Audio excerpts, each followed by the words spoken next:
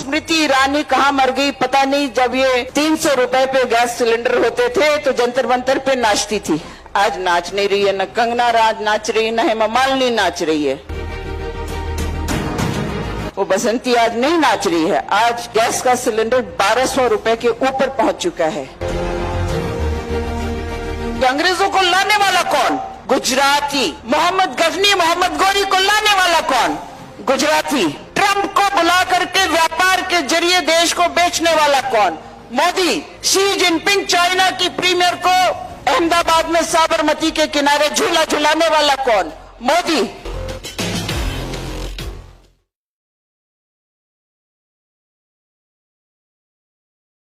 परमात्मा ने दो ही जाति पैदा की है, एक स्त्री और पुरुष। जाति किसे कहते हैं? जो जन्म देने के योग्य हो उसको जाति कहते हैं। ब्राह्मण क्षत्रिय वैश्य शूद्र जाति नहीं है। ये भ्रम है, ये भलेखा है। और मैं इस आपसे बहुत विनम्र विनती करूंगी कि इसका या तो अध्ययन करें या मनन करें। आप ग्रंथ साहब जी का ध्यान करते हैं, पाठ करते हैं। मुझे भी भेंट किया गया, सुंदर गुटका मुझे भेंट किया गया, मैं उसका पाठ करती हूं। उसमें कहीं भी स्मृति पुराण शास्त्रों और वेदों की निंदा सच्चे बादशाह नानक ने नहीं की है, कहीं नहीं की है। इसलिए मैं एक और आपसे विनती करूंगी कि जब स्टेज पे बुलारे आते हैं तो उनको ऐसा मां होने के अधिकार से, क्योंकि जो आज बच्ची है वो कल मां बनेगी निश्चित तौर पे, वो दादी भी बनेगी, ताई भी बनेगी। वो ऐसा अपनी रचना से कुछ भी ना उगले जो आपके बीच में बंटवारा पैदा करता है। फिर हमारे और मोदी और कच्छेधारियों में फर्क क्या रह जाता है? यदि हम यहां से खड़े होके मनु को गाली देते हैं तो ये मैं सिर्फ इतना मानूंगी कि अध्ययन नहीं किया है। मनु एक स्मृति है जिसका पहला श्लोक है मनुर्भव। सिर्फ इतना फर्क है कि कलयुग से पहले बोलचाल की भाषा संस्कृत हुआ करती थी। अब बोलचाल की हर 20 किलोमीटर पे बोली और पानी बदल जाता है।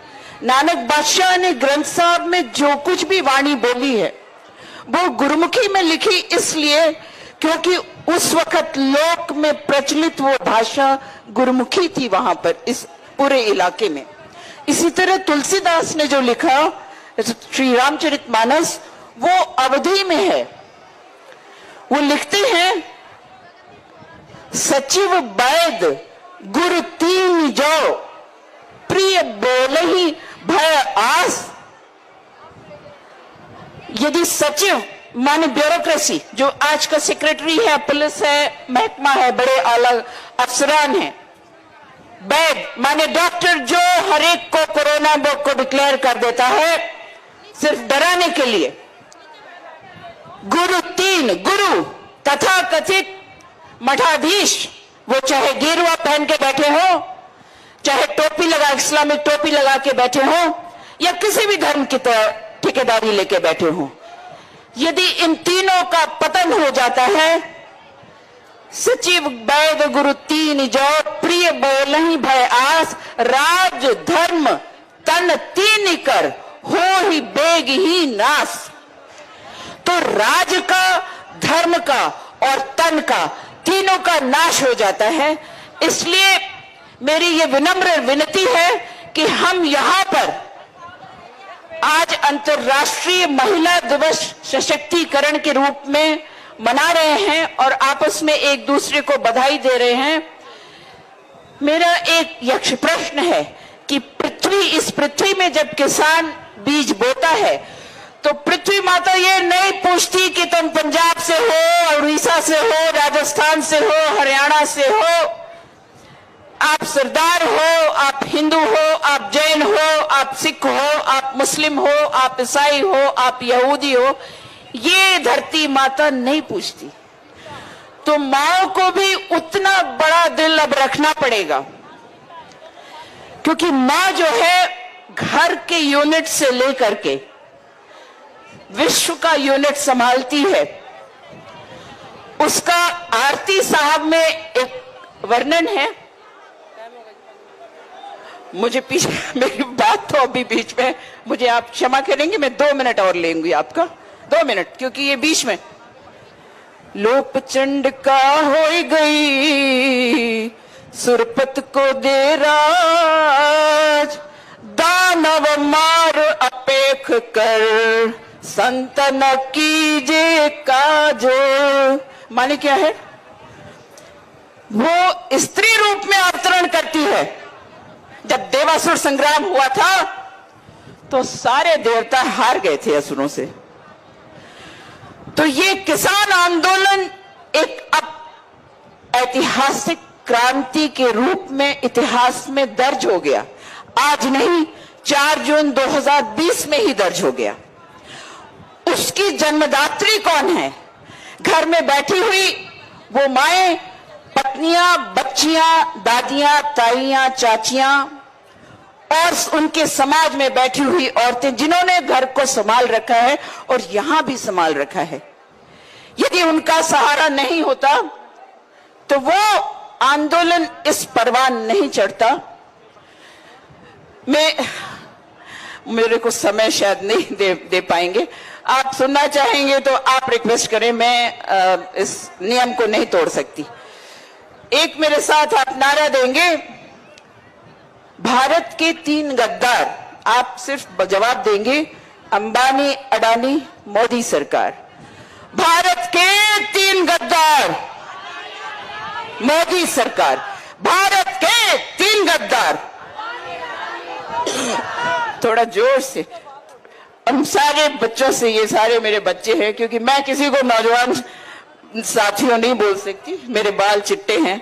और मैंने सर पे चादर इसलिए रखी क्योंकि एक नियंग बच्चे ने मुझे बोला था, आप सर पे ये ढक के आया करो, तो मैं उसकी भावना का कद्र करती हूँ। हालांकि भगवान ने ये केश दिया हुआ है, जब मुझे जन्म दिया तो केश के साथ जन्म दिया, उसने मेरा सर खुद ही ढक दिया था।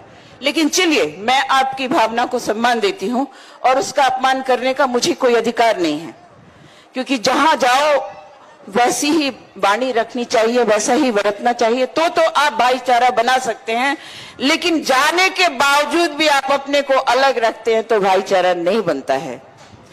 तो भारत के 3 गद्दार, अंबानी, अडानी, मोदी सरकार। और हम ऋषियों की संतान है, वो गृहस्थी थे, तो जो गृहस्थी की परंपरा से आएंगे वो स्त्रियों को सम्मान देंगे। और जिन्होंने अपनी ब्याता को तलाक दे दिया, मोदी जैसे ने, वो स्त्री को सम्मान नहीं देंगे कभी भी। और उन्हीं के राज्य में स्त्री और बच्चियों का बलात्कार होगा। वो स्मृति ईरानी कहां मर गई पता नहीं। जब ये 300 रुपए पे गैस सिलेंडर होते थे तो जंतर मंतर पे नाचती थी। आज नाच नहीं रही है, न कंगना राज नाच रही है, न हेमा मालिनी नाच रही है। वो बसंती आज नहीं नाच रही है। आज गैस का सिलेंडर 1200 रुपए के ऊपर पहुंच चुका है। आपको छोटा सा मैं बस समा बताऊंगी। 1855 से ये अंग्रेजों ने शुरू किया था भारत की जमीन को हड़पने का षड्यंत्र, और तब जमींदारी को जन्म दिया गया। जमींदारी 1855 से नहीं थी, उससे पहले नहीं थी। बड़े शहर के पैसे वालों ने अंग्रेजों के साथ मिलकर, अंग्रेजों को लाने वाला कौन? गुजराती। मोहम्मद गजनी, मोहम्मद गौरी को लाने वाला कौन? गुजराती। ट्रंप को बुला करके व्यापार के जरिए देश को बेचने वाला कौन? मोदी। शी जिनपिंग चाइना की प्रीमियर को अहमदाबाद में साबरमती के किनारे झूला झुलाने वाला कौन? मोदी। अपनी बीवी को इसने तो 3 महीने में तलाक कर दे दिया। कहता है कि ये हिंदू है, ये हिंदू नहीं है। मोदी टाइटल भी हिंदू नहीं है, ये ईरान से आई हुई है। शाह भी ईरान से आई हुई टाइटल है। ये एक रंगा हुआ भेड़िया है, रंगा हुआ सियार है, जिसके सर से पांव तक ये रक्त से रंजित है, लहू लुहान है। 300 से ज्यादा शहीदी का ये हत्यारा है। कल ही यहां पर रात में टीडीआई मॉल पर फिर हमला हुआ था। आज टिकरी में भी एक शहीदी हुई है। मैं उनको अपनी श्रद्धांजलि भेंट करते हुए आपको इतना बोलूंगी, जब जब अकाल या महामारी का ड्रामा 1855, 1943 और ये 2020 में किया गया, इसकी आप मान के चलिए कि ये वैश्विक षड्यंत्र रहा है। भारत की जमीन उपजाऊ है, खनिज से लेकर के हर चीज, तेल क्या नहीं यहाँ पर। चलो मैं फिर से बोलूंगी, देश के गद्दारों को जूते मारो वारों से, देश के गद्दारों को जूते मारो वारों से। और जो आप नॉमिनेशन करने आए, आपने पंजाब हरियाणा में हराया, ये इससे खुश ना हो। नॉमिनेशन करने वाले कैंडिडेट को घर में नजर बंद कर दो, ये आपकी जीत होगी। ये लंबी लड़ाई है, हम लड़ाई जीत चुके हैं। अब ये लड़ाई असल में बहुत बड़े बड़े माफिया, वर्ल्ड माफिया से हमारी है, छोटी मोटी लड़ाई नहीं है। समय कम है। धन्यवाद आपको। वाहेगुरु जी का खालसा, वाहेगुरु जी की फतेह।